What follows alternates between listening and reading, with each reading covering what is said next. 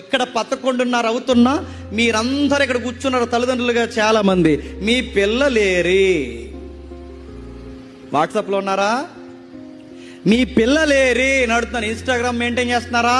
మీ పిల్లలేరి social మీడియాలో యాక్టివ్గా ఉన్నారా? మీ పిల్లలేరి అంటాడు. ఒక సభ, ఒక సువార్త, వాళ్ళకు ఒక దైవికమైన వాతావరణం ఉండదని అడుగుతాను. వాళ్ళ వాక్యాలు వినరా? ఏరి మీ పిల్లలేరి.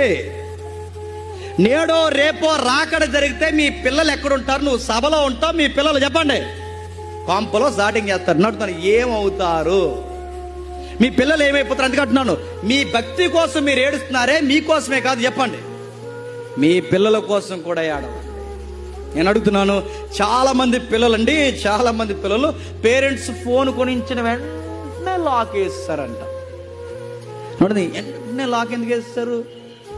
వయసులో ఉన్న పిల్లలు, వయసులో ఉన్న ఆడపిల్లలు, మగ పిల్లలు ఎందుకు ఫోన్స్కి లాకులు వేస్తున్నారు?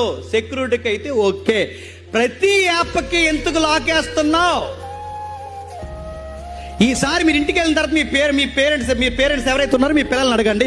ఇంటికి వెళ్ళిన తర్వాత మీ పిల్లల్ని లాక్ తీయమనండి, మీకు తడిసిపోద్ది. చెప్పండి, వాళ్ళకేసి ఎవటెక్కిపోతుంది. మరి చెప్తున్నాను, కంగారు అయిపోతారు. ఎందుకు లాకులు వేస్తున్నారు? అదే అంటున్నాను, మీ పిల్లలు ఆత్మీయంగా బాగున్నారా? బాగోకపోతే ఏడవండి.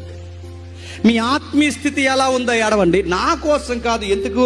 యెరూషలేము కుమార్తెలారా, యెరూషలేము కుమార్తెలారా, పర్టికులర్గా మీరు యెరూషలేము కుమార్తెలారా మీకు చెప్తున్నాను, జాగ్రత్త. ఎందుకు ఇంత ప్రమాద హెచ్చరిక నేను జారీ చేస్తున్నాడంటే మీకు అర్థమవుతుంది. ఒకసారి ఆ కింద వచ్చిన చదవండి. ఆ కింద వచ్చిన